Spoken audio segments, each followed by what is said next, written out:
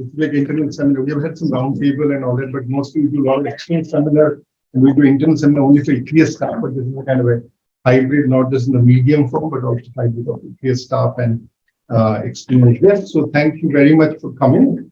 We are super excited to have Albert Park, Chief Economist of ADB, with us. So this will be a seminar on trade, investment, and climate change issue in the Pacific. I think the way we'll do it is, and also let me also begin by saying welcome to colleagues who are online. I see about 6 of them, and I'm sure there are a lot more will join us very soon. And we'll make sure that all of you who are online will also get an opportunity to ask questions. We'll give you questions, so do stay around till the end. We will begin with the presentation of Albert for the 23 minutes. So. Yeah, maybe something like that, maybe less. Okay, that's even better. And then we'll have discussions. So I think at this point, we had planned for 3, but one of them has fallen, tested positive to COVID. So we'll have 2 discussions, and there might be a third person we'll see. And so Amita Batra from JNU and actually Aparna Sawhney from JNU. So both are from JNU, and it was interesting that we didn't really plan it, that we just have 2 JNU discussion, but it happened. The third discussant, who is, I'm not sure whether he'll join online, is Shrikant Gupta. So this was basically 3 academic, and I think Albert himself is an academic, so this has been a very academic seminar. But let me begin with a very quick introduction of Albert. Most of you know he's the Chief Economist of ADB.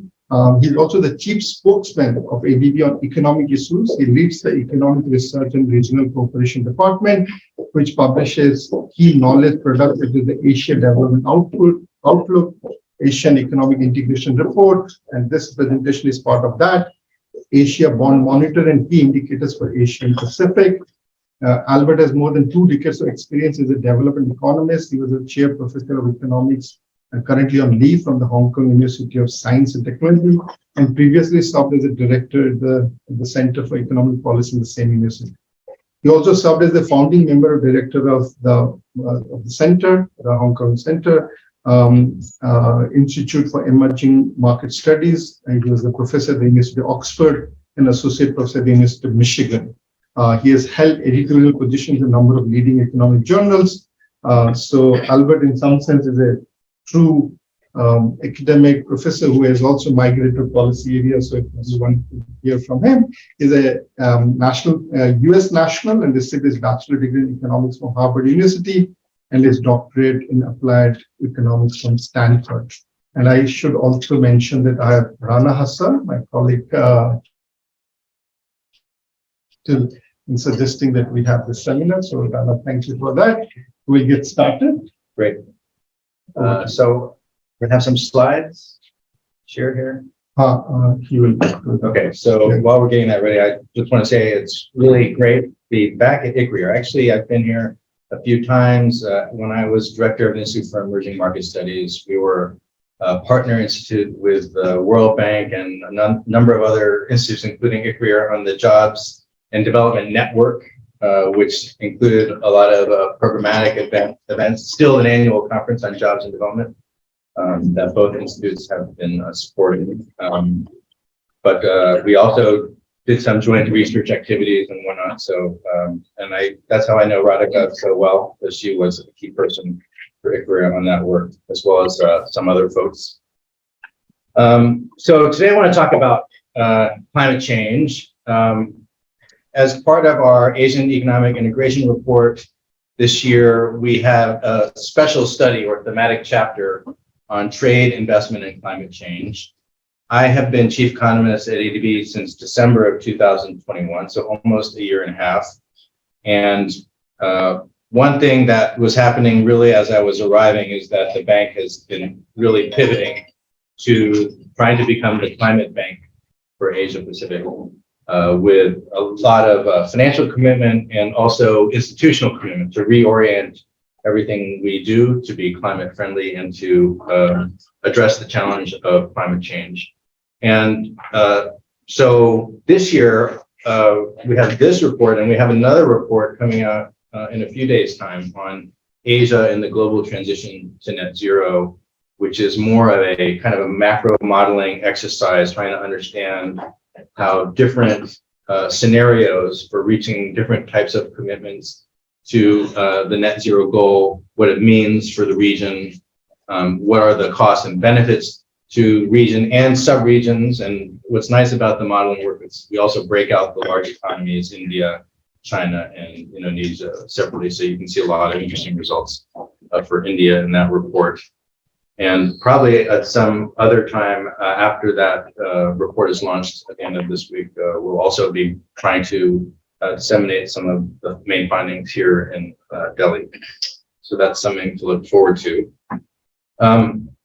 So before I came here, I've actually been traveling for a while. I was in DC for the IMF World Bank spring meetings, and during that time, I also tried to check in with some of the trade think tanks, Peterson Institute, Center for International Security.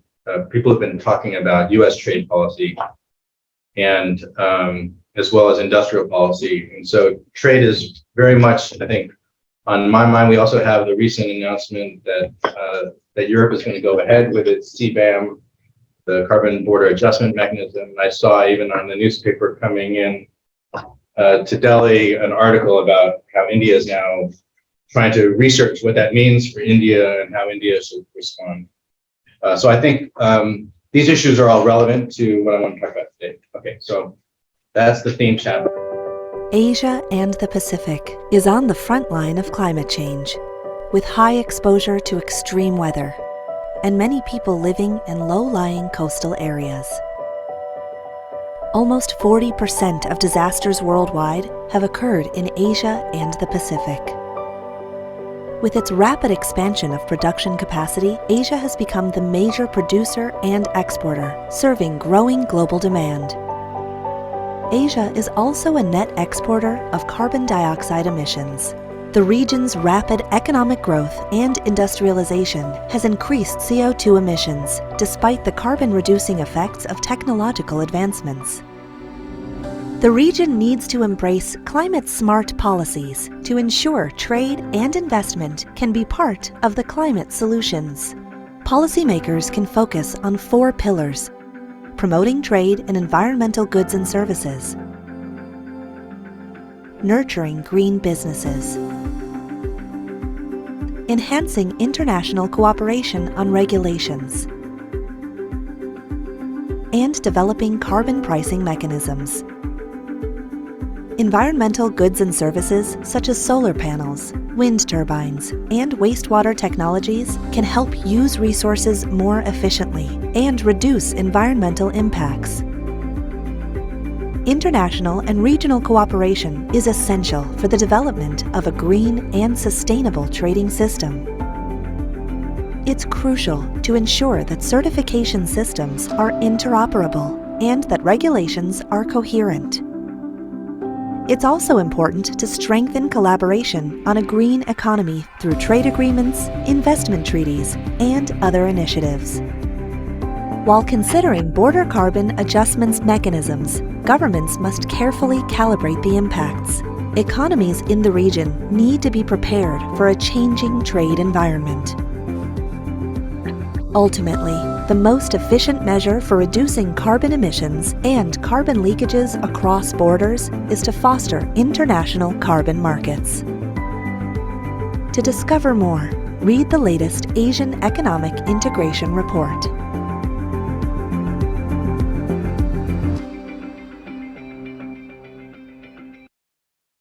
Okay, so that's it. So let me go through some of those main messages in a little bit more detail. And this first slide is really about Asia's really vulnerability to climate. We know that the region is more subject to extreme weather events than other parts of the world, has a lot of people living in coastal cities. It's experiencing the highest temperatures in the last 30 years, with average temperatures in 2021 reaching 0.86 degrees Celsius above the average from 1981 to 2010. Extreme precipitation events, such as storms, floods, and landslides, led to over 48 million people being directly affected, and 4,000 lives lost in 2029 in the Asia Pacific region. So don't need to belabor this point. If we now start to get into thinking about trade, in this slide, this uses OEC data on CO2 emissions to measure the amount of CO2 emissions that are embodied in internationally traded goods. We estimate that Asia's CO2 embodied in production, consumption, and net trade, and plot them on this figure. And what you can see, Asia is the blue lines. The gap, the shaded area, is the net export amount in terms of carbon emissions. You can see that CO2 emissions from Asia embodied in both production and consumption have almost tripled since 1995, with the former rising faster than the latter. And the biggest factor has been Asia's growth in manufacturing for both meeting domestic demand, but also for a large export market. And this means that Asia's carbon emissions from consumption has been less than for production. And that has led to about 1 gigatons of net emissions exports to the rest of the world in 2019. And the rest of the world's trade, the green shaded area, it's been much more stable in terms of the emissions embodied in production and consumption. And they've been net importers, so those magnitudes exactly are the mirror of the blue magnitudes.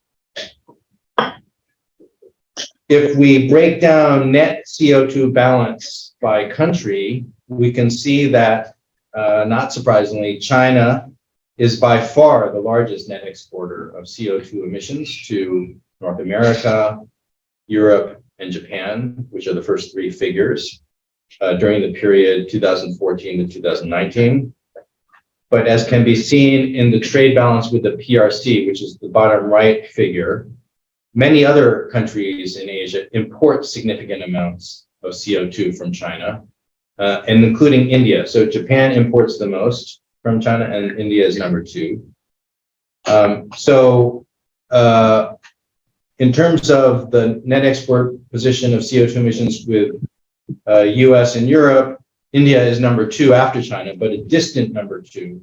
But again, that's offset to a large extent by the emissions that India is importing for China. So on net, India is, I haven't calculated the net here, but it's probably pretty close to balance or maybe slightly net exporter of carbon emissions. What's PAP?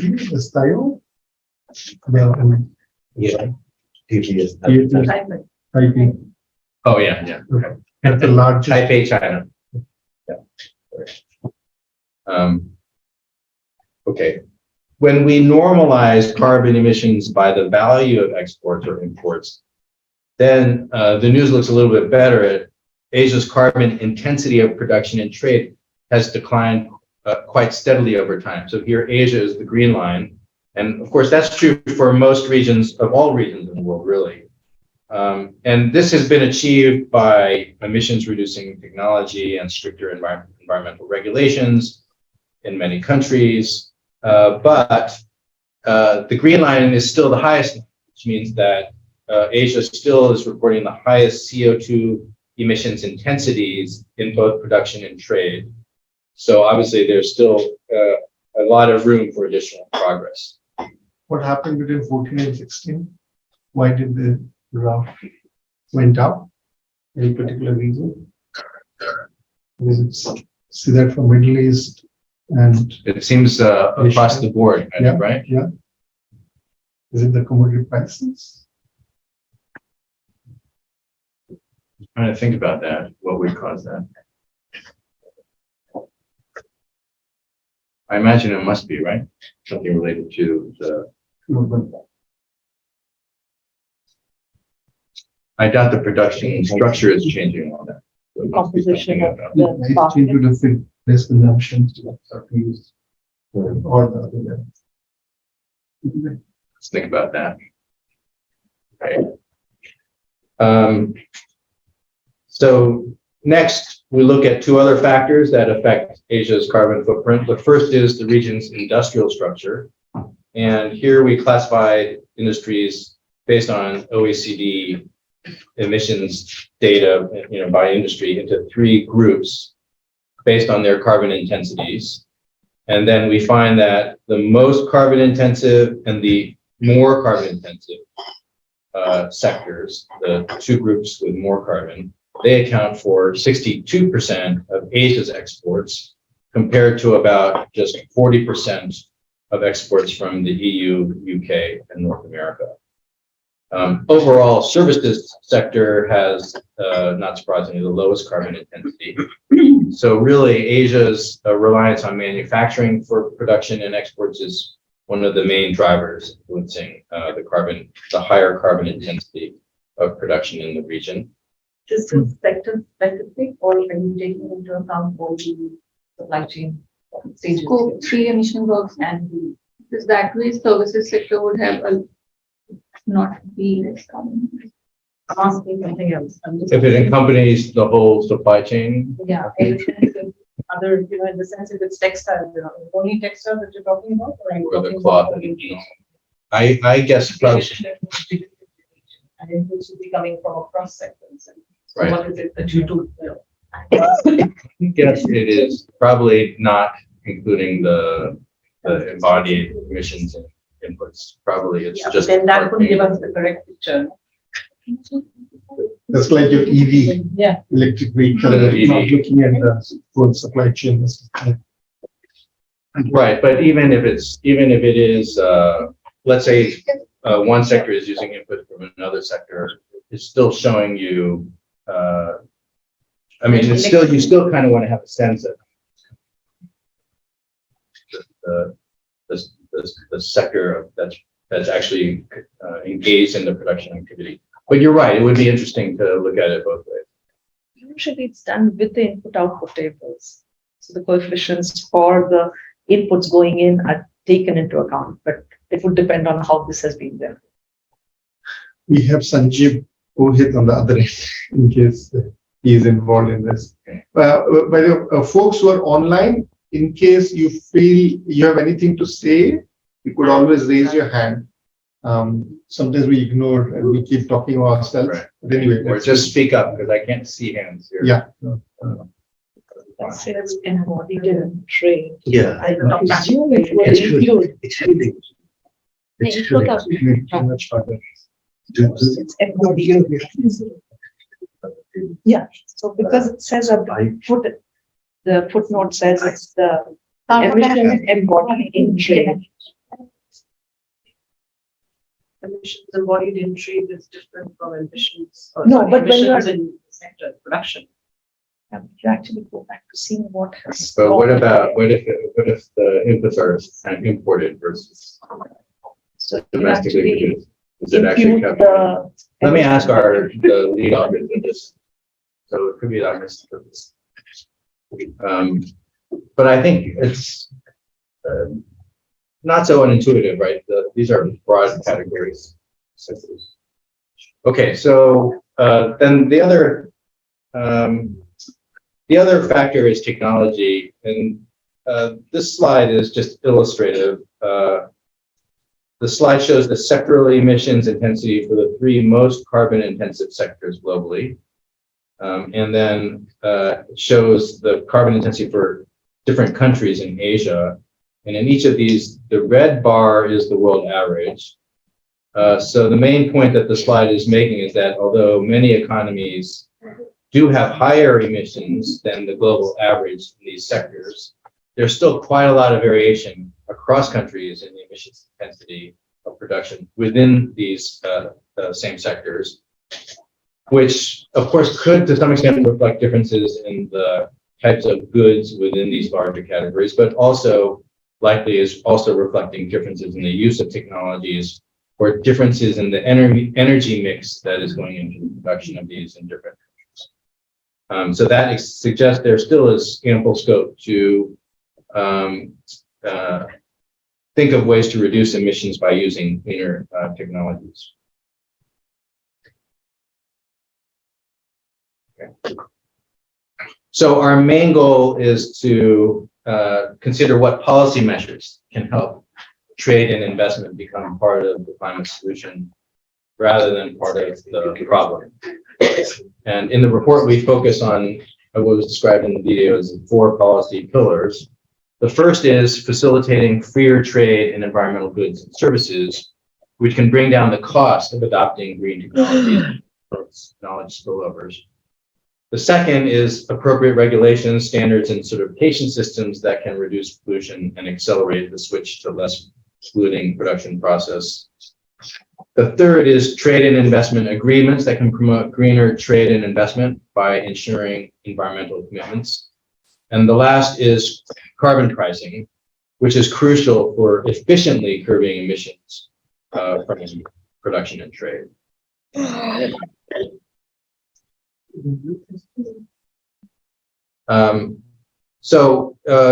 This first slide tries to address this issue of freer trade in environmental goods and services. And one point we note is that green technologies are improving fast and becoming much cheaper over time. So this left figure plots the price of solar modules and shows that they're converging to a level that's below $1 per watt, as shown in the left-hand side panel. This is why lots of macro models of climate change find that, oh, it's really profitable to shift to renewable energies because renewable energies become much more cost-effective than traditional fossil fuel technologies, although there are certainly many still barriers to rapid shift to renewables. But obviously, this is a real opportunity that green technologies are now achieve. And it works, of course, best if the trade in these types of goods and services is not, there are not barriers to this kind of trade. And I think that's really under threat, given current kind of protectionist instincts, both through trade policy and industrial policy. And of course, we make the same recommendation about lots of essential goods. We make the argument about for food security that countries should not put tariffs or export taxes on food. And we argue that for essential medical supplies. And so I think a basic logic is to support more rapid adoption of greener technologies globally. We should do the same for green goods and services, environmental goods and services. So right now, there isn't that much progress in identifying environmental goods. So APEC has a list of 54 environmental goods, and Asia accounts for about 45 to 50% of the global trade in the environmental goods.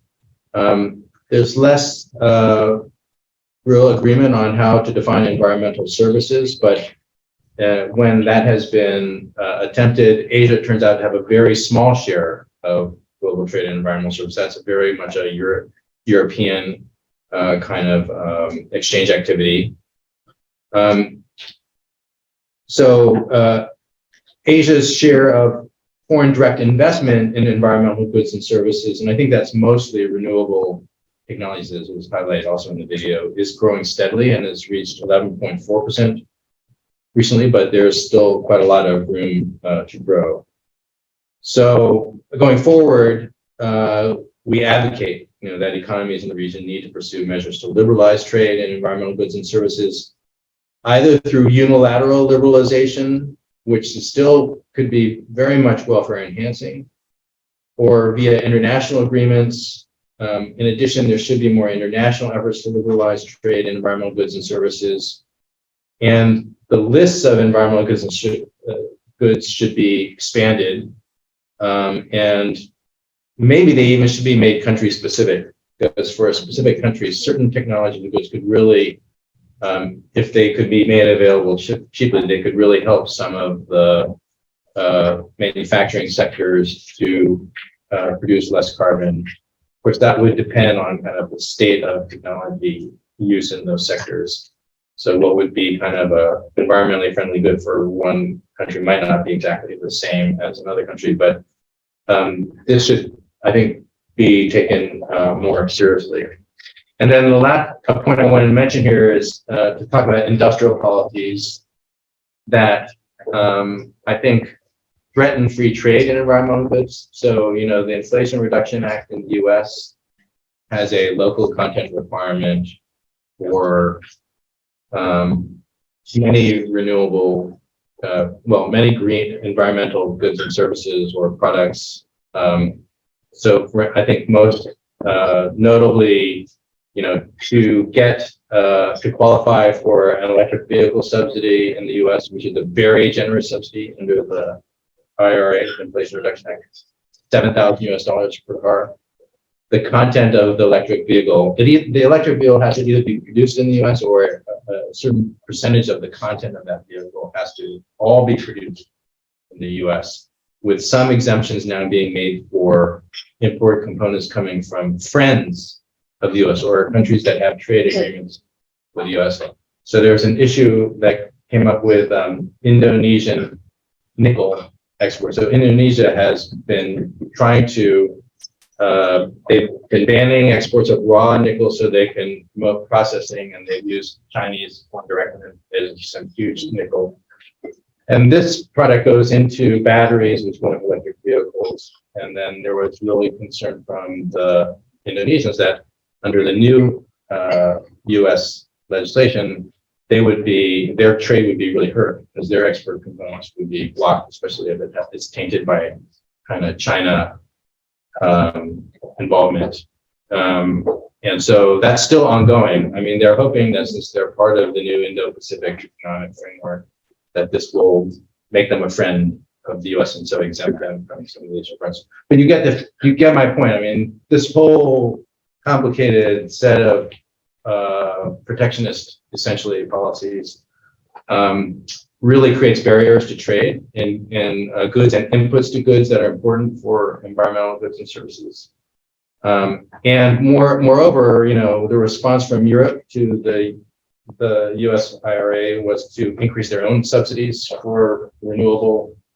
And so this is now a terrain where it's unlikely that, you know, global champions that are the most innovative, most efficient will be able to really expand because there's all of this protectionism going on. And that is bad in some aggregate sense for maximizing the efficiency of the production of environmental goods. And so if we think now back to countries in Asia, they in some sense lose from this aggregate loss of innovation and production at the global level, but also specific countries will lose out if they're actually not having access to the same markets for renewable goods or inputs into renewable goods.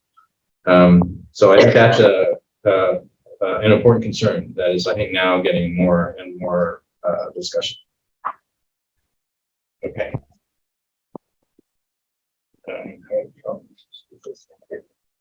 That we need to. Then you move.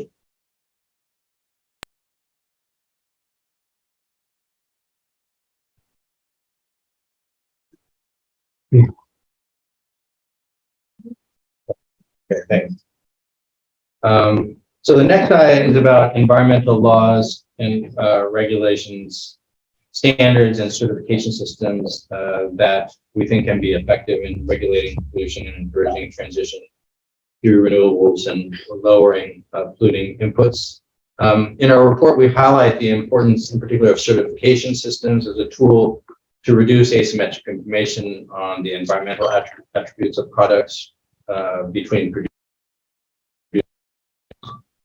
We know that in 2020, Asia had 63% of all businesses with ISO 14001 certificated globally. So that ISO standard means that your management takes into account green considerations. But this turns out to be mainly led by, so this is the figure on the right, that's for all of Asia, the green line, but this is mainly led by pre-certification in the PRC, to some extent Japan. So there's still an opportunity for more firms in the region to participate.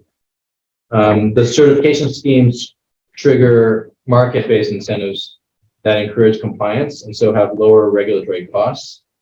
interoperability or harmonization of different certification schemes in different countries will become more and more valuable or necessary, really. And that, of course, does call for stronger regional and international cooperation and collaboration. Okay.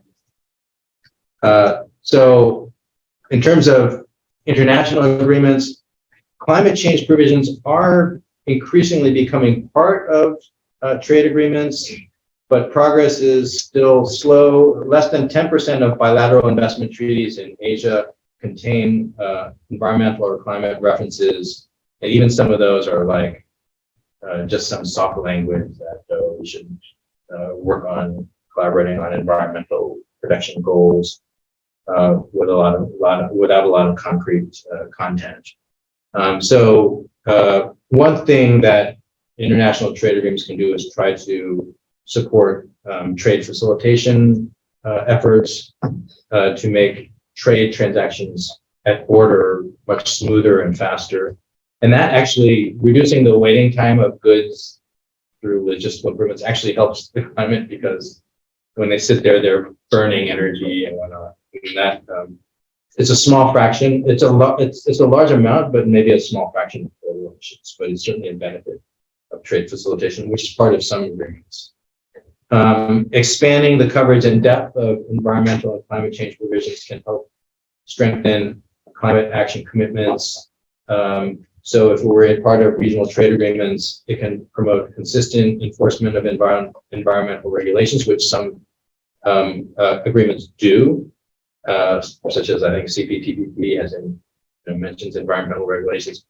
But also, and this is actually much less common, it could include, going back to the first pillar, it can include commitments to liberalize trade in commonly identified environmental goods and services. There's also something called international green economy collaborations or agreements that there are a few examples, and these try to harmonize government efforts in different countries across a whole range of regulatory efforts that govern the green economy and transition to net zero. And so it's a very proactive, it often can combine green industrial policy objectives that have a legal standing of a trade agreement. And of course, we hope that they won't be protectionist, these agreements. Aspirational. Okay. And finally, I want to talk a little about the CBAM, since it's kind of a timely issue. So the EU announced that it's going to start implementing its carbon border adjustment mechanism later this year, and then it's targeting full implementation by 2026. The adjustment fee, they don't want to call it a tax, will basically charge a fee that's equal to the difference in the implicit carbon price of in the exporting country and the carbon price in the same sector in the EU, right? And it's targeting sectors where there is a fair amount of European production activity. So some people view it as having a protectionist. Certainly there's a motive to protect the EU industries from being unfairly penalized if they're paying a carbon tax and competitors in other countries are not paying a carbon tax. So I think all of the studies suggest that this is not surprisingly going to have a negative impact on the welfare of developing economies. There are a number of controversies that remain, I think, about the scheme, including how it complies with WTO provisions, whether there are going to be practical difficulties in implementing these adjustment fees when there are not very good information available on the exact carbon content of goods coming from different countries, which requires a pretty deep analysis, especially of the whole supply chain of production in the other countries. It also doesn't sufficiently recognize the real possibility that even in the same sector, some firms are producing with a different carbon footprint than other firms. So it applies a very crude assessment for all firms in a sector, which many may view as unfair. And of course, it penalizes, in some ways, countries that don't have the capacity really to measure all of this stuff and provide evidence. Because if you don't provide the evidence, then they'll just assume you have zero carbon, and they'll just make assumptions about the carbon content as well, and then charge a fee. So, You explain the. okay, so I'm doing that next. Let's take India. Yeah, so we commissioned a study, background study on the impact of the EU CBAM program in terms of the vulnerability of different countries, economies in the region to this new program. One broad finding is that actually Asia does pretty well. It's probably less vulnerable than other regions such as Africa, the Middle East, and non-EU Europe, because those countries export more of the goods that are going to be subject to CBAM than Asia does. But in this figure, basically we have 4 categories of CBAM vulnerability or risk faced by countries, and so those correspond to each column, right? And the 4 are: one is the capacity to measure emissions. So there's an information, which is the first column. Then the next one is the emissions intensity of production and the extent of carbon pricing in the country, which also will make it subject to potentially higher adjustment fees. The third is the importance of exports to the EU with respect to the country's GDP. And the last is the EU's share of emission-intensive exports, so in that sector. So that's kind of suggested, would it be easy for you to shift trade away from Europe to others if you have other places you're also exporting these carbon-intensive goods? And so those are the 4 columns. We kind of aggregate up to the sub-regional level on the right-hand side. And at that level, it looks like Central Asia, so there's differences across the sub-region. Central Asia exposure is due mostly to the trade exposure part, that they actually trade a lot and export a lot to the EU. The Pacific region has an absence of carbon pricing and low statistical capacity. So the 2 first bars are correct. If we look at South Asia, and I think it's similar to the results for India itself, it's due to the lack of carbon pricing and some reliance on EU trade. So that orange bar on the far right, and I think it's also orange for India. Sorry, it's not that clear to see. So I read in this newspaper article I read coming in on the airplane that 27% of India's iron, steel, and aluminum exports went to the EU in 2022, worth $8 billion of exports. And I looked up the number for India that year as a whole. It's still just a couple percentage points of India's total exports. But in these key sectors targeted by CBAM, India does export a reasonably large share of its exports over. Although I'm not sure if India is really a high volume export, probably not so much.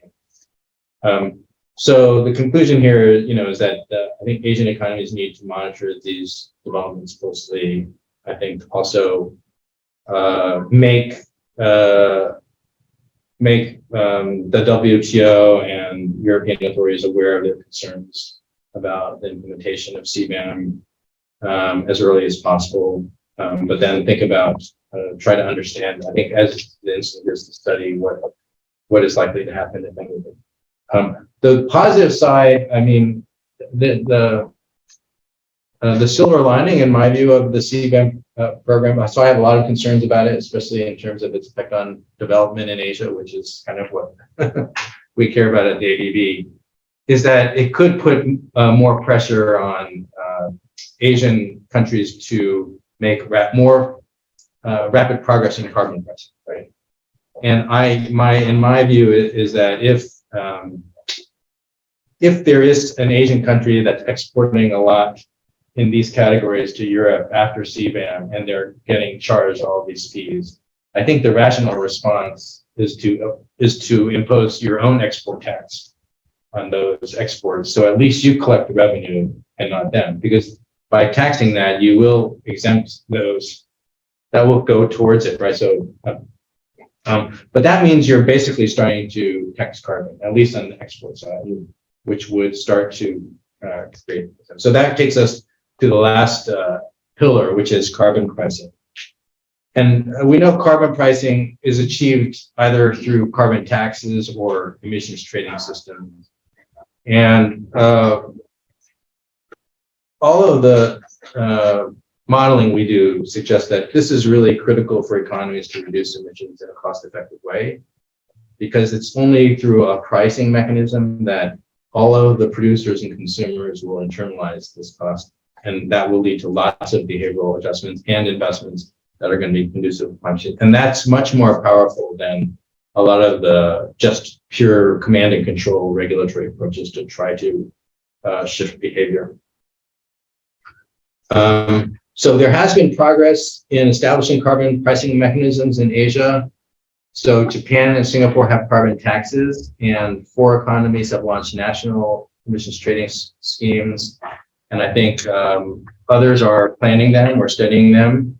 Vietnam, Indonesia, India as well. I heard about that. Yes.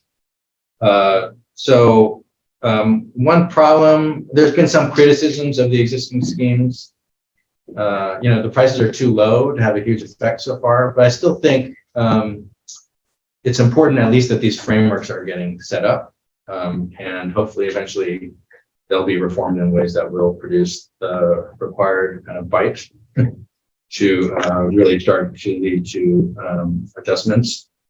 We're very keen in our research department to support study of emerging carbon pricing schemes in the region, because it's really important, I think, for reaching net zero objectives. And the other thing is that there's also huge benefits for linking carbon pricing across countries, so internationalizing the carbon pricing, because that will lead to much more efficient adjustments across countries as well, right? So direct and indirect linking of existing emissions trading schemes can be effective in reducing the mitigation costs and fostering eventual convergence in carbon prices. Having a common carbon price across countries also could help convince policymakers that carbon pricing will not hurt the competitiveness of only their firms and not their competitors in other countries in Asia. So we hope that we can support regional carbon market alliances to facilitate the trade of carbon assets and increase transparency and harmonize standards. So again, a message that we always espouse is that regional and global cooperation really is becoming more important than ever in these times. So let me stop there and welcome any discussion. Terrific. Thank you so much, Albert. That was wonderful. So we'll begin with Aparna, if you don't mind. And so very quickly, Aparna is a professor at the Center for International Trade and Development School of International Studies at JNU. I think she's a D School alumni, like many of us in this room. The same batch. The 3 in the same batch. Yeah, that makes me 1 year Really? junior to you guys. And a PhD from Columbia University in 1995. Her publication include papers on transboundary pollution, market-based instruments, environmental public interest litigations, Indian food exports, WTO negotiation, environmental services, etc. Her first book, entitled The New Face of Environmental Management in India, was published in 2004 under their study series in Environmental and Natural Resource Economics.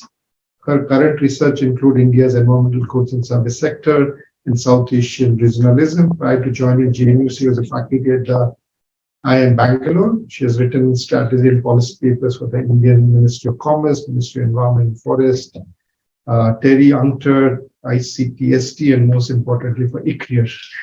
So with that, Aparna, over to you, 5 minutes. Could you give some of that time to me? 5 minutes. Okay, 6 minutes. Sorry.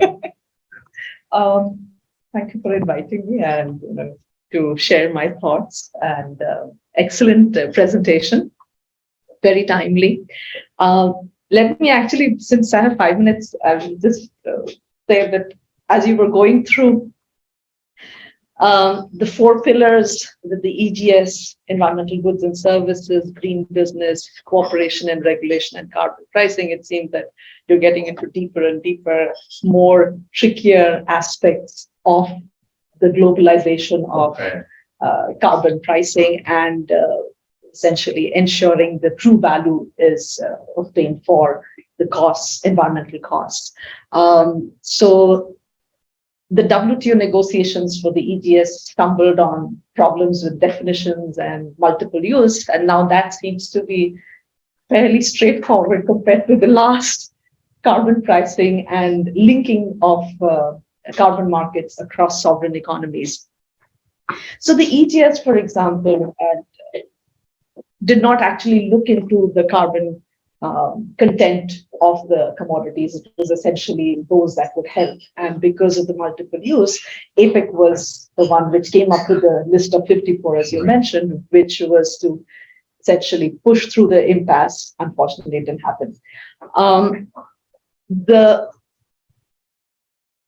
renewed kind of effort now in order to scope in very, very specific, let's say, commodities which would be directly reducing emissions, carbon emissions, GHG emissions, which would be also going hand in hand with the Paris commitment, seems more doable. So I noticed that you said one of the agenda is to expand the list. I would have thought it is more to kind of make it more targeted. And so that if a shorter list is easier to get agreement on for the members, it is better to have multilateral kind of liberalization in that. You also spoke of the chapters in the RTAs, and true that in the RTA chapters, some of it is just soft language, but the real deeper ones are with EU. So for example, with the India-EU trade, the sustainability chapter was going to be far deeper, going into sovereign regulations of how you manage, what you manage, and whether it is in harmony. So the harmonization. We're talking about harmonization, therefore, let me just go straight to the carbon pricing aspect. So the first serious effort to which all countries had agreed to in terms of globalizing trade in carbon was through the Kyoto Protocol with the CDM, the Clean Development Mechanism, as well as the Joint Implementation Program. And essentially that had also allowed for the voluntary credits, carbon credits, which were being generated to be exchanged in the EU ETS system. And as we all know, that there was a problem, and essentially there were questions on additionality and verification. And finally, the large economies of China, India, Brazil were not allowed to have their certified emission reductions to be sold into the EU by the time the EU ETS entered into its third phase, which was 2013, 2 years prior to the Paris Agreement. What was evident is, of course, how the market is structured. Economic theory tells us, the most efficient way to reach your abatement or your target emissions is to have emissions trading, or if you have the correct Pigouvian and the carbon tax. But when you're talking about different regimes or market structures which have come up with these prices. So-called. Right. So you are now saying that, wait a minute, I can't accept this. This is not essentially not fungible. So we found that the CERs from the CDMs were not really fungible with the EU A's, so the allowances. And yet from our core theory on which the entire most efficient and the most important tool is what we are now highlighting, and truly so. Essentially says that that price that we have for a unit of carbon emitted would at the margin equate to the value of the emission which is averted from, so essentially the marginal abatement cost. So in that sense, the carbon credit price should exactly be equal to the carbon emission price, but that's clearly not so. Several of these countries continue to have carbon credit trading, including Japan, even though they may not have the ETS, the emission trading system, up and running at a larger level.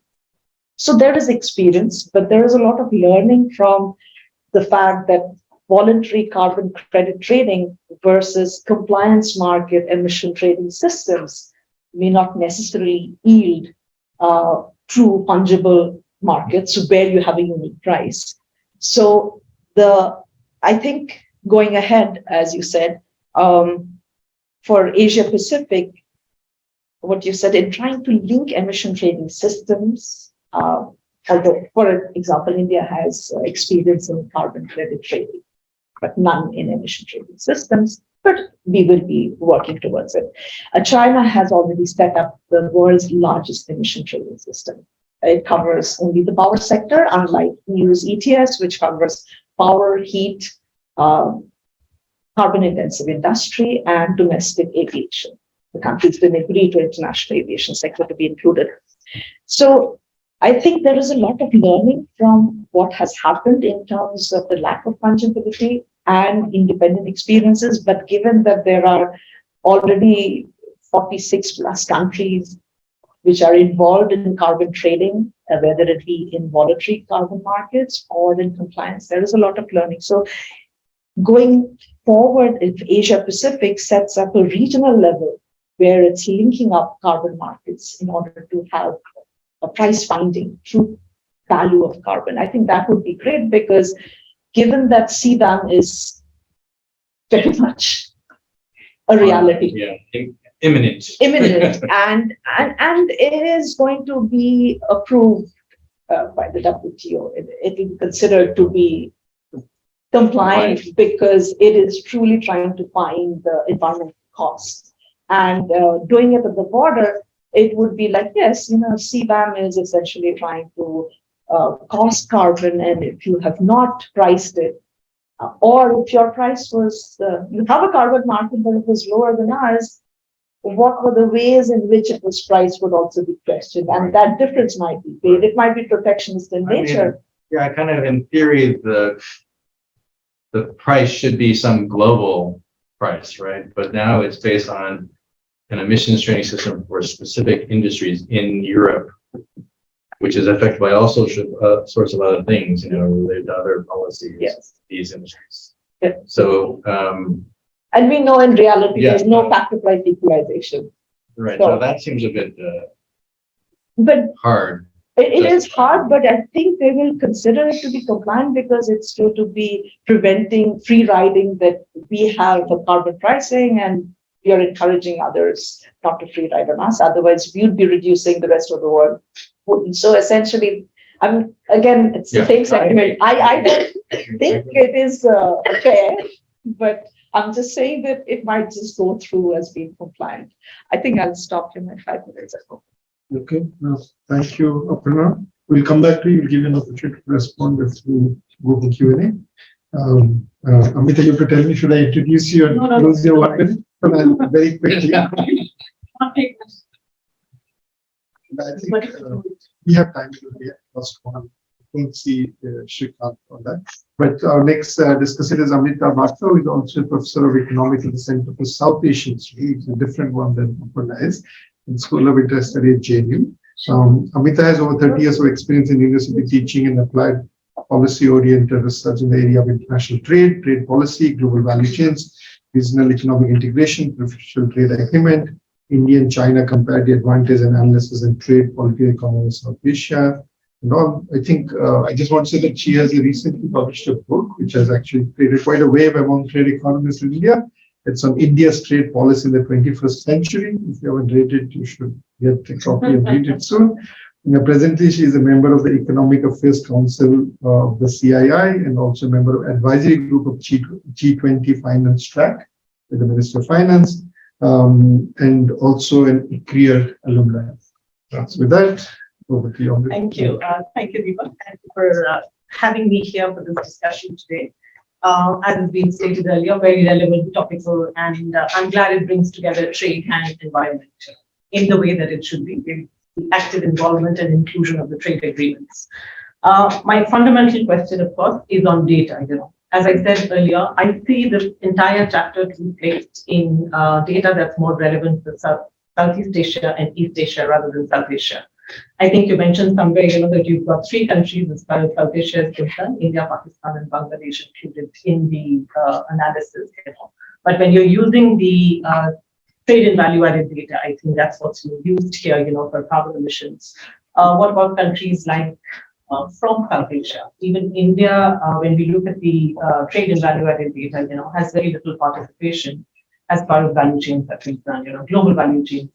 So when we use the bilateral trade data, as we used in this case, from the TIVA database, that is trade and value-added database, to calculate the carbon emissions, I think somewhere we lose out on the extent of emissions as far as South Asia is concerned. Or we probably we're understating. I don't know. I would imagine so, but then I think a more appropriate system of calculation, because I see the entire descriptive framework, conceptual framework, that is based on scale, trade, global trade integration, production network integration, to be more relevant to Southeast Asia, East Asia, rather than to South Asia, even as far as in South Asia to India is concerned. That's my first. When you read the chapter, you think it's more related to, or it's more relevant. The messaging.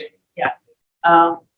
Messaging, the conceptual framework, the entire placement of the analysis, is more for Southeast Asia, East Asia, than it is for South Asia. Certainly also for India, which separate out from the other countries as far as South Asia is concerned. But I think even for India, given the kind of value chain integration that we have with South Asia, hence the manufacturing representation that we would have in the trade and value-added database may not be the most appropriate indicator of the emissions in manufacturing in India.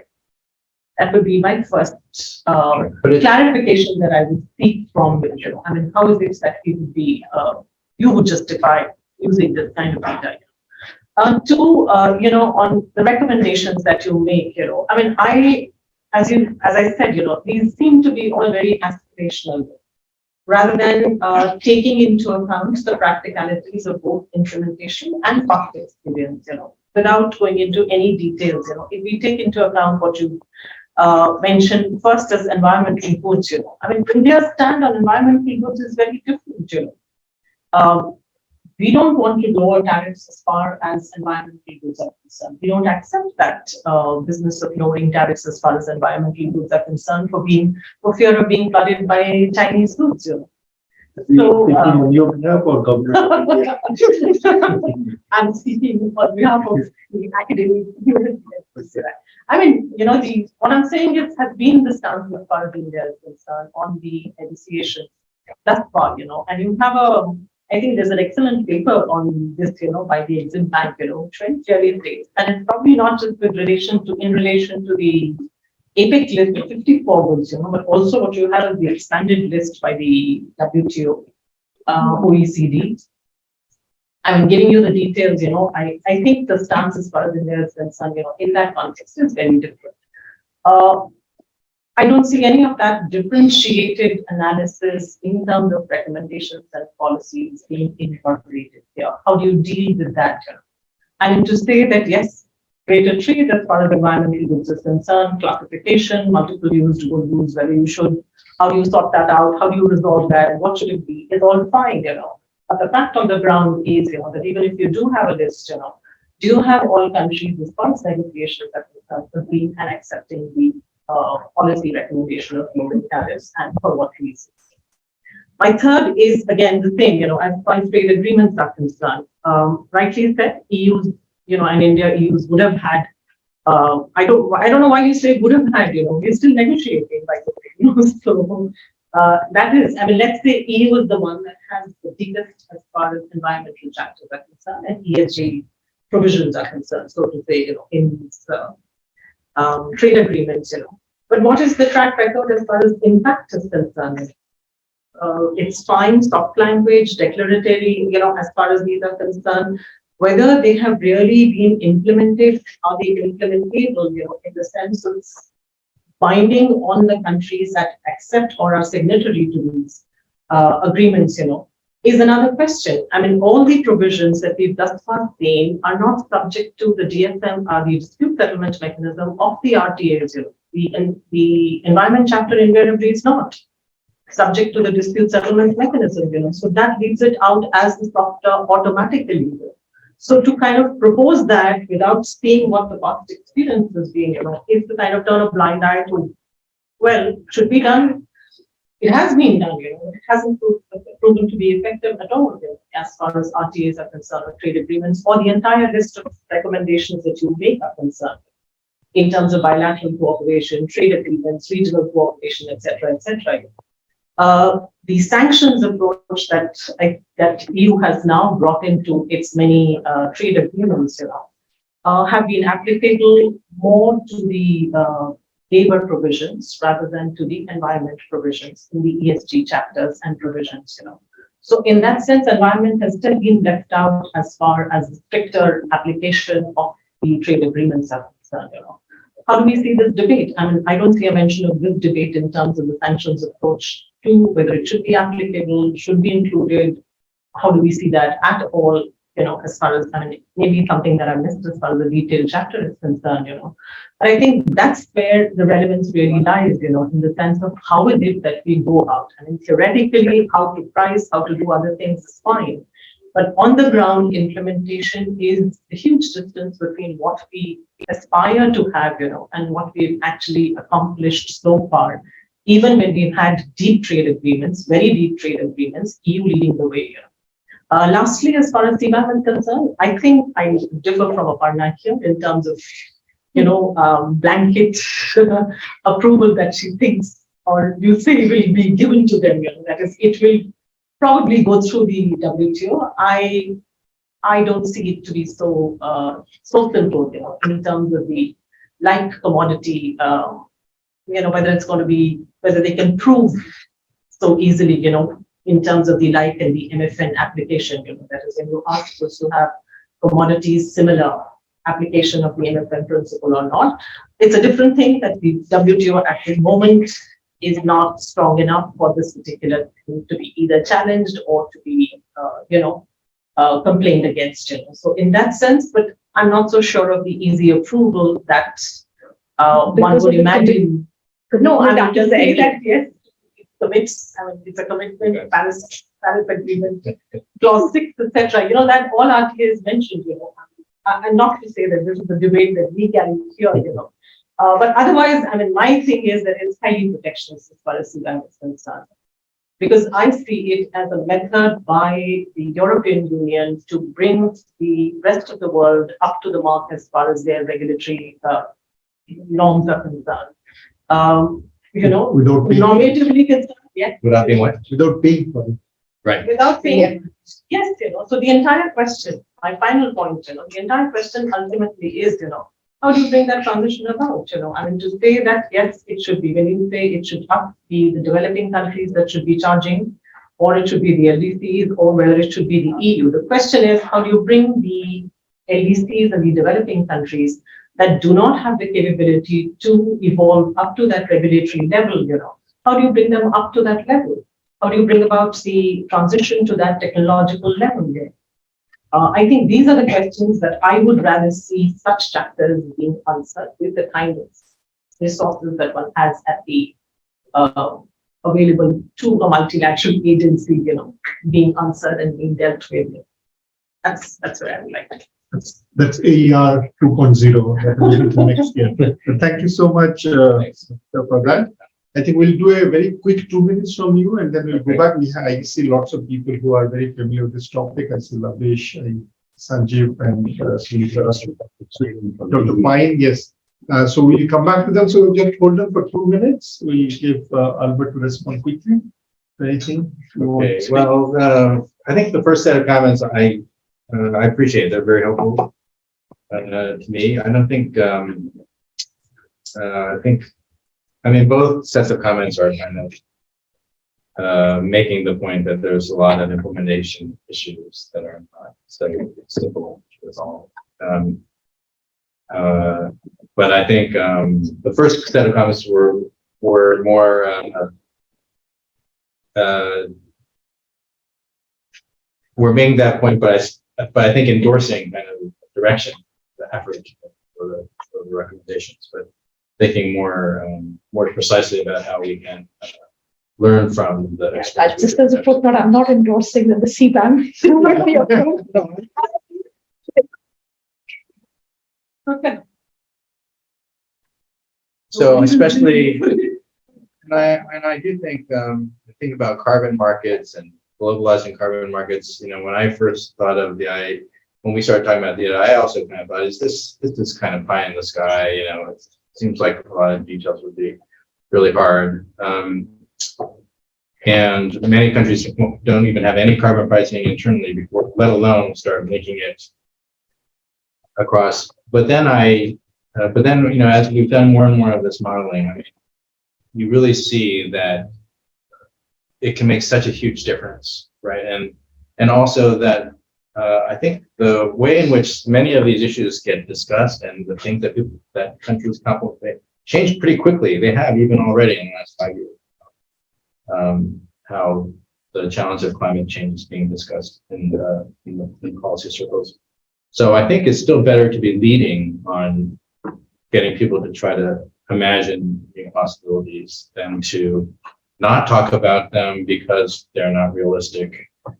Because especially if you think that really to be effective, the stakes are so high that it's important for people to have their eye on that. And so in some sense, that's the response to some of your concerns as well. I mean, that we're too kind of idealistic or not practical or not addressing a lot of the concerns. That's a fair criticism to some extent. I mean, I probably disagree with you on some of the specific comments, but I think there's a value in conveying some of these messages about aspirationally the direction we need to go, and recognizing some of the issues that arise, but still highlighting the principles. So, for instance, the free trade in environmental goods and services. I mean, I don't think we should step back at all in advocating that this is the right direction for countries. It's not going to say we're going to tell India can't. Obviously, every country can do whatever they want. They're balancing many concerns, many geopolitical concerns, many other types of maybe dependency concerns or other views. But broadly speaking, we think it's much better to be open to trade. And I think in India, obviously, it's a hotly debated issues related to protectionism.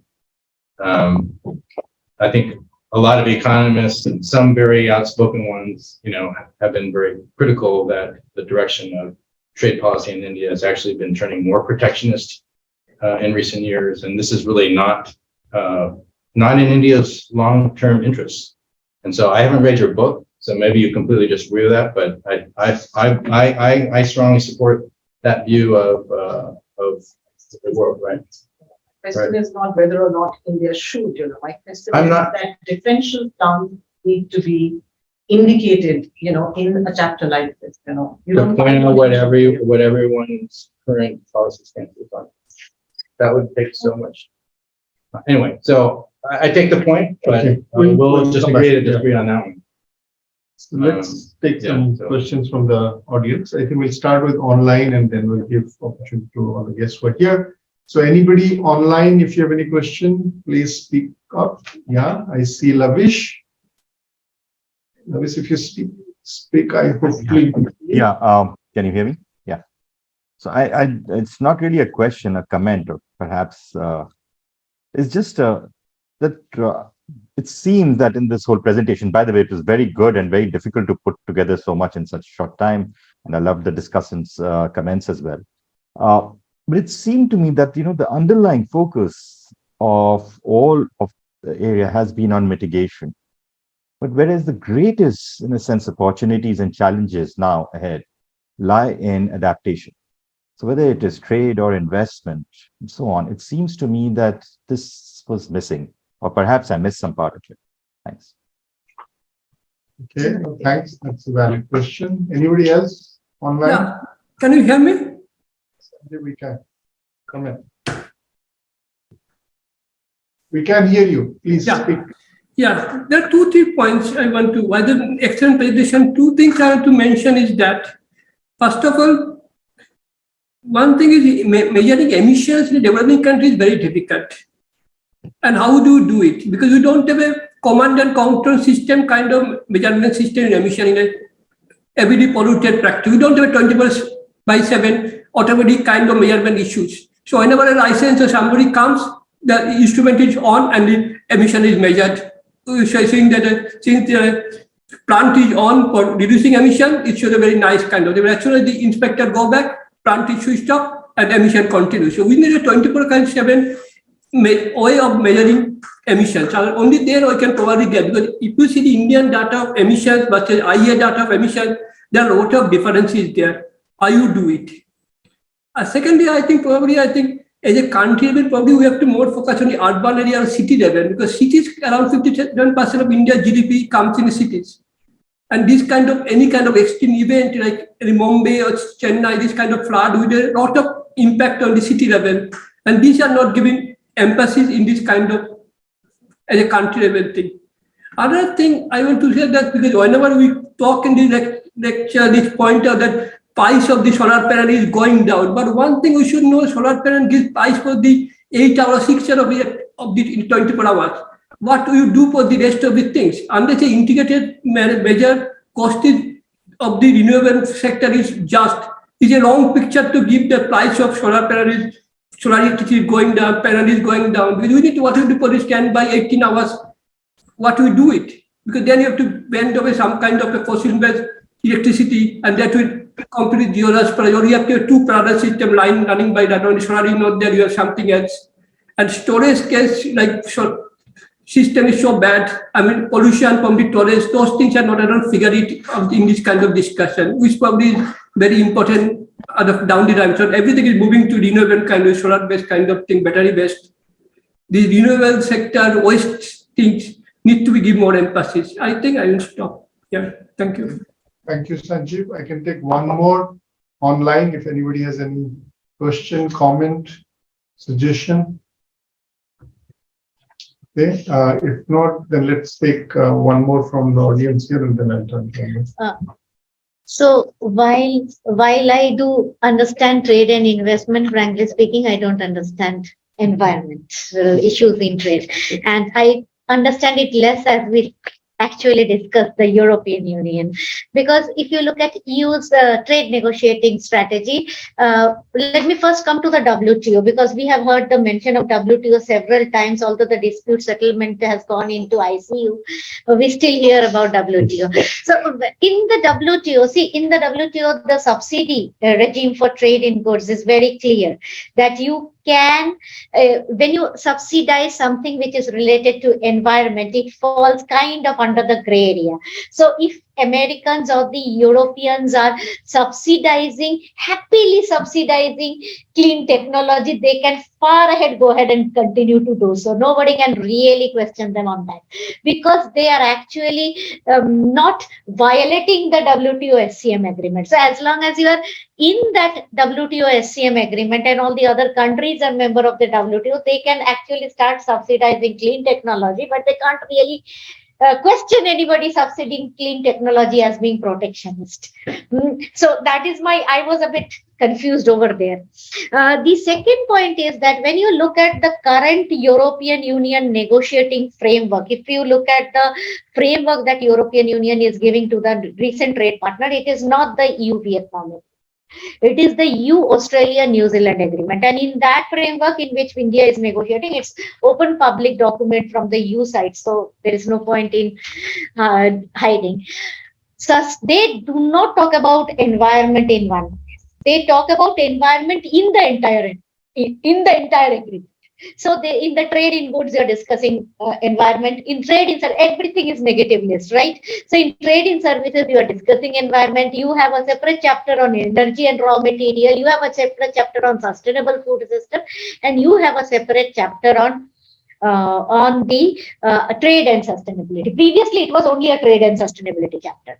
Now, coming to that, what they have done is across all these chapters, there are chapters where there is a commitment, like chapter in goods and services or investment, and there are chapters where they have left it totally cooperation. Like chapter on sustainable food system. If you look at that chapter, the entire chapter is cooperation. There are chapters where there are elements of cooperation and elements of commitment. And element says that, like, if you are trading with me, you need to do this. If you want, I'm going to support your capacity building.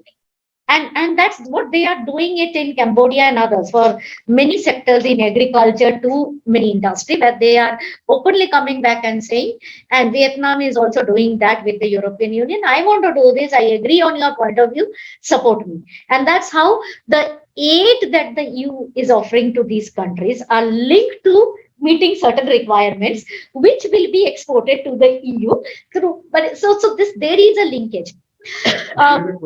So I was just correcting those parts where I thought that there may be some gaps, and I don't have a question. My only thing is that when we make a policy recommendation for Asia, we have LDCs, we have developing countries, we have emerging markets. Now, LDCs get certain benefits under a trade agreement regime, and they get certain concessions and certain capacity buildings which are not applicable for developing countries. If we look at, when we make a policy recommendation, if we look at those variations in Asia, and the other point that I was also thinking much aloud is that it's not as problematic when I sit with the Indian industry or when I look at the EU negotiation, because India is also very productive, but it is not as problematic, given it is more important as the legal wording of the text. But I don't think that countries are still prepared to put in environment in bilateral investment treaty. I think that's the more sensitive thing than discussing environment in trade agreement. That has been the feeling that we get in India. I don't know whether the same feeling exists elsewhere, and that's where I would like to hear more from you, because you mentioned bilateral investment treaties having environmental clauses. Okay, thank you, Arpita. So over to you. I think we have 3 sets of questions, starting with Lavish. Right. So the first question is about the focus on mitigation, overlooking opportunities and adaptations.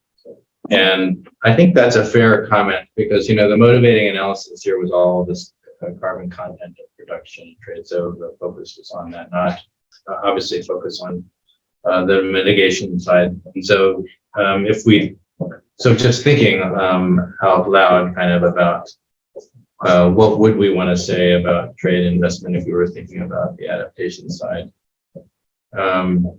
I mean, in some sense, if there were, and you could broaden the definition of environmental goods and services to incorporate those, that would also be valuable inputs or investments to make systems resilient, whether it be infrastructure or whatever you identify as the greatest source of climate risk. I mean, there is this issue about definitions that's come up, and it's not so easy. And I agree that to the extent we can agree on definitions, very precise ones, as a basis for especially multilateral cooperation, that makes sense. But even for countries own thinking unilaterally or bilaterally with trade partners they feel comfortable with, or that share a common kind of circumstance, I think it would be fine to, as I said before, broaden the list. I mean, to just think, because it's really an exercise in thinking about there is a real positive externality to access to cheapest technologies on both to serve both climate mitigation and adaptation. If we can identify that, and that could be, and the priorities, and maybe for a variety of reasons, countries don't want to liberalize all of their trade, but they can still understand that there's a benefit, right? And so maybe they at least can identify the few goods that would really make a difference for their own economies or their own infrastructure systems, and give that some consideration as they think, either unilaterally or in terms of other agreements. So it's more kind of trying to push this idea as a way to think about a key principle about thinking about the benefits of trade in a world of these really positive spillover effects. The second question, I sorry, It was more on emission data, quality of how do you monitor and calculate the emission data? Oh, so so I think there's some explanation in the data we use in some boxes in the report, but basically for the emission content of goods, I think we're using OECD data that they've put together. We haven't gone through our own exercise to do that. Although I think just previewing next year's report, I think we are going to try to dig deeper in terms of carbon content of trade, and do more kind of green accounting trade flows to maybe take this exercise a bit more. But would it be fair to say that the policy and the analysis have kind of jumped ahead of the data? People are like, you has to make this thing, so they have to make up some data and do it. And when you actually get the real data, would you validate, or did you actually find that they did wrong things? And what happens? Well, I think this gets to the point of why they may not meet WTO standards, right? Because it does seem fairly arbitrary based on the data basis and the detail. Although I don't think WTO it seems like the WTO is not a barrier to anything. Whether or not they are approved by the WTO, they're going to go ahead and do it. They're going to go ahead and do it anyway. So in that sense, but just go back to the fuel consumption of the fuel basket, use the emission coefficient, and essentially estimate the total emissions. But as you said, you've gone back to looking at the basket of goods and then falling back onto what the OECD emission are. The other comment was on the graded policy recommendation between countries. I think what right. I think that's a good point. So obviously, this is not taking that into account about the conventions about if there are benefits or exemptions or allowances that poor countries have, and so whether that should affect kind of the recommendations for those countries versus other countries. I think that's a fair EU specific. No, that is also in terms of the total trade, because we are looking at Asia Pacific, right? So but in it's not EU specific. If you are doing US and say Cambodia and US versus India, they will get certain preferences because LDCs do get certain. Let's take some more questions this side and then I'll come down. I'll come back to you. If you don't mind, just introduce yourself. Yes. So thank you for the great presentation and the opportunity. I'm Saloni Sachdeva from IFA, which is the Institute for Energy Economics and Financial Analysis. I come from a power sector background, and very recently I got into the trading and international trade, that too from the power sector background. So apologies if my question is more inclined towards that. I agree with you around the protectionism conversation and the environment we talked about, but in parallel, there is conversation around how the global conversation on energy security or oil dominance is shifting to material security. And hence the points around the entire value chain come into the picture. For example, if we take an example just for a solar panel, the different components of the solar panel that are required for the manufacturing are geographically raw material is placed in just few countries. China dominates it, and hence it also has linkage with the pricing of such technologies globally. And we've seen that in the past.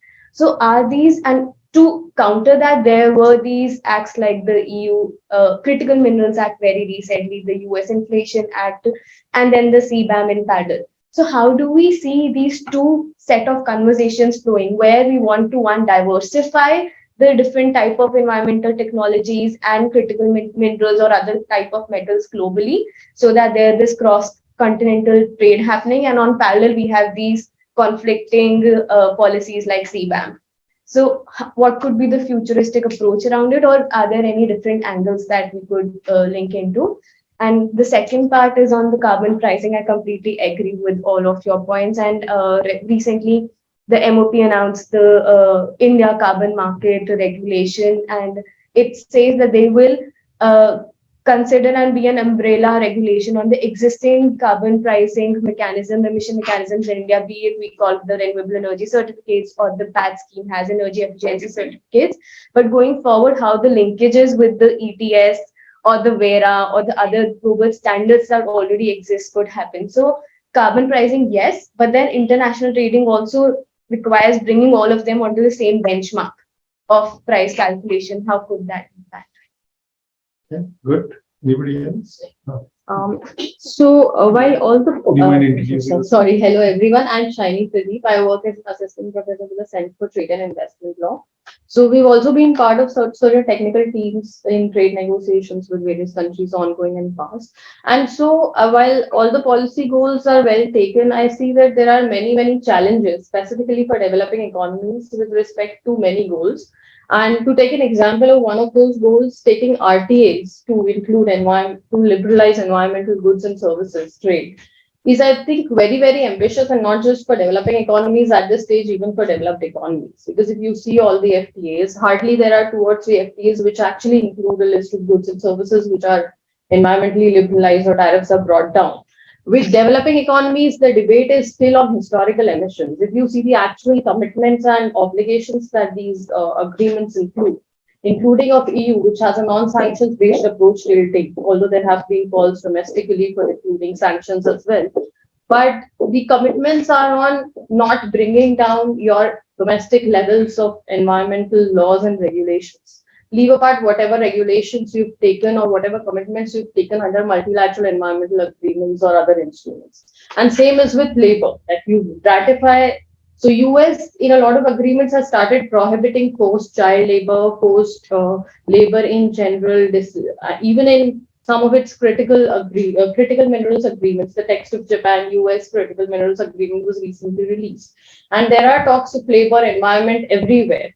But the larger questions that developing economies have been facing is of historical emissions. Where is it accounted for? And it's not just a principal issue. It's an issue of the entire MEA trade regime. So multilateral environmental agreements have their own dispute settlement. If you bring those agreements within trade agreements, if you bring those obligations, then the entire dispute settlement mechanism of the trade agreement kicks in. So I can impose sanctions when I bring in the obligations here, but I don't get the comfort of technical assistance. So if you see the language of many multilateral environmental agreements, including the UNFCCC, they categorically state that the specific circumstances of developing economies and economies whose economy is completely or majorly dependent on fossil fuel consumption will be specifically taken into account. Same as with Paris Agreement. There is the concept of CBDR, which got extended to CBDR-RC, that is respective capabilities. All of that is never taken into account in the text of the existing trade agreements. And so the larger concern is not of whether to negotiate or not, but to negotiate on what grounds. That is the principal issue, I think, with respect to the whole debate of liberalizing tariffs and environmental goods and services. So I think that is the level that developing economies have now started examining as to how to deep dive and come to a balance of the northern perspective as well as the southern perspective. So thank you. Before I can say on with the other one, I just wanted to ask Dr. Pradyut Kumar from DEA is here. Just wanted to ask Dr. Pradyut if you have any questions, comment. You want to comment? No, actually, am I audible? Yes, you are. Yeah, actually, I really appreciate that this presentation is valuable. Regarding this, I have one thing to ask because regarding this EU CBAM issue. So on these CBAM issues, EU's they are imposing some restrictions on their import basket.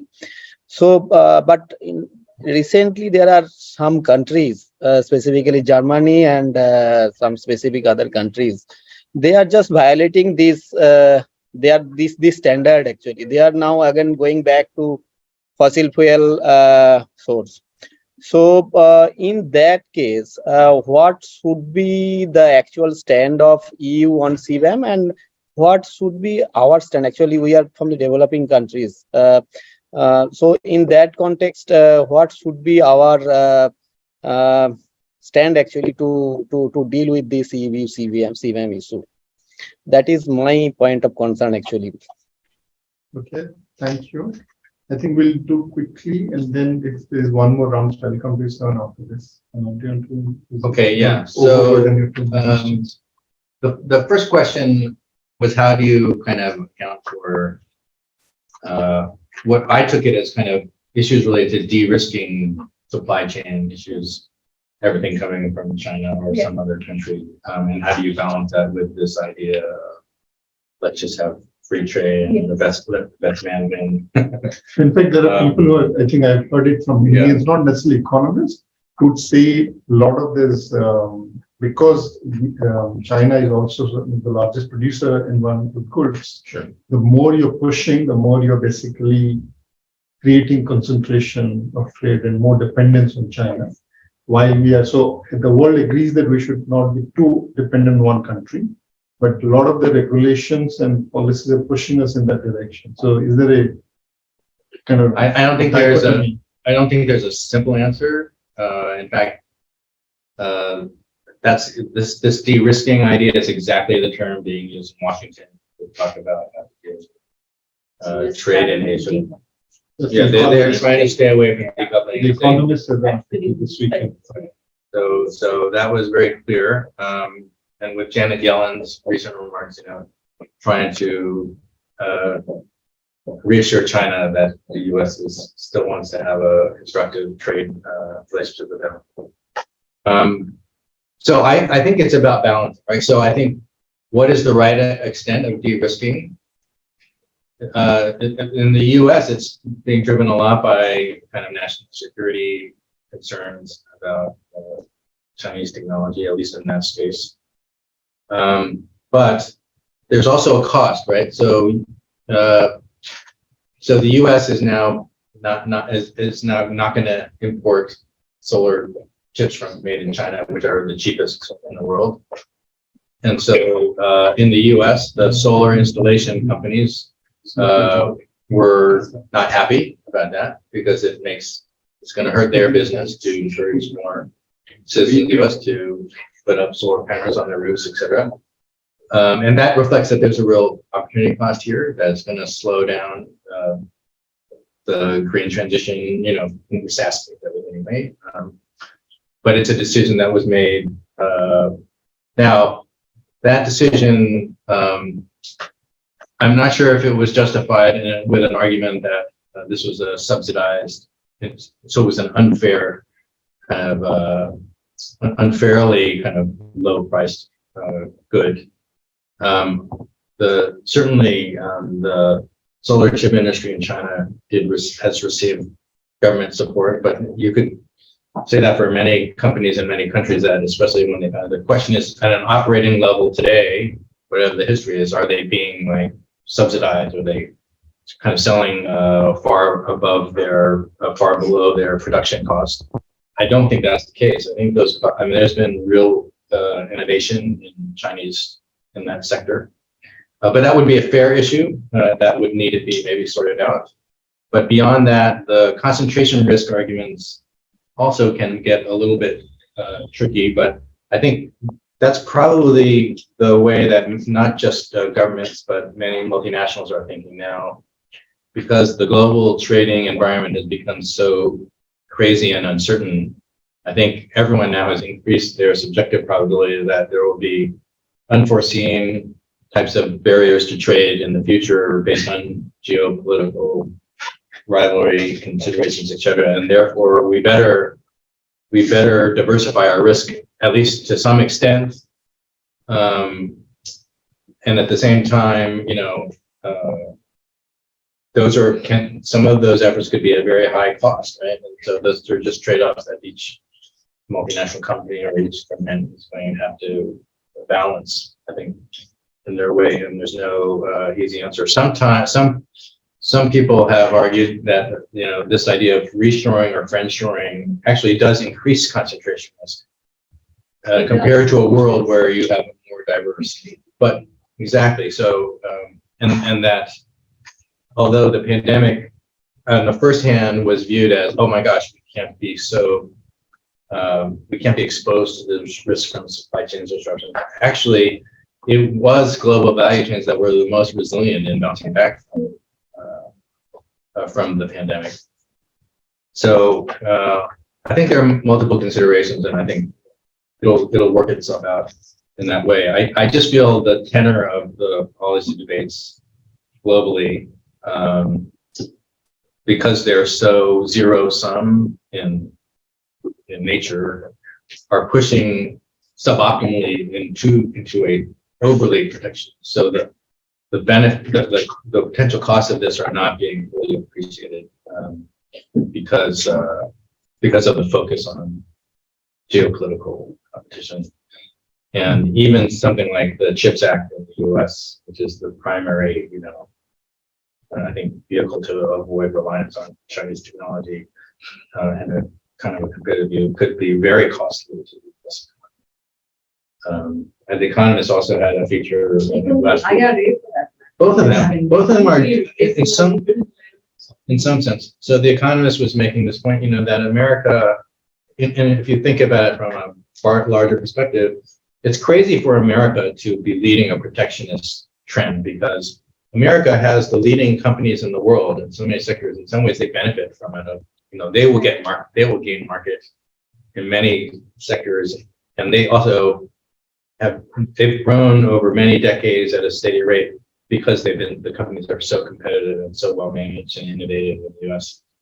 And so now they're forcing US industry to specialize not at the top of the semiconductor supply chain, which is the research and design of the chips.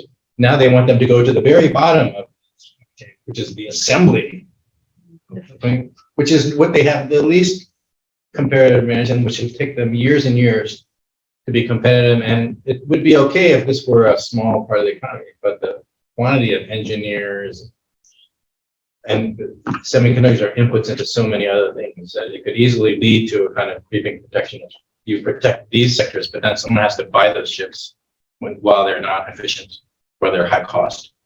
And then you have to maybe get the other American companies to buy those chips, but then they'll say, oh, if I buy these expensive chips, I'm not competitive. So, okay, well, we'll protect you as well. And this is where it's very risky. I mean, they're making a bet that they can bring these up to global levels. I know we have two more questions, including the one, and I don't think we'll have time for the next round.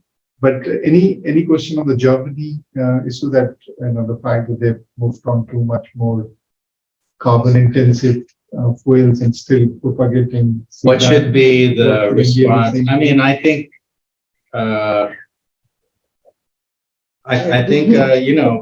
countries all around the world should point out these contradictions and push very hard for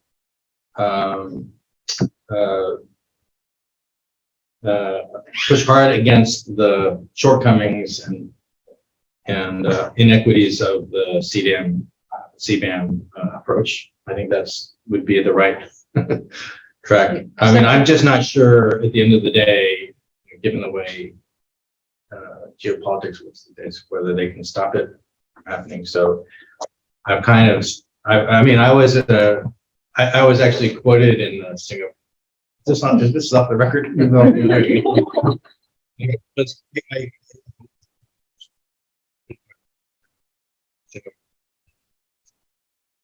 main economic figures saying CBAM unfair to Asia. So I was clearly being put on that side, and I was pointing out that there was a protection motive for it and that there were potential inequities. And so I think it's right to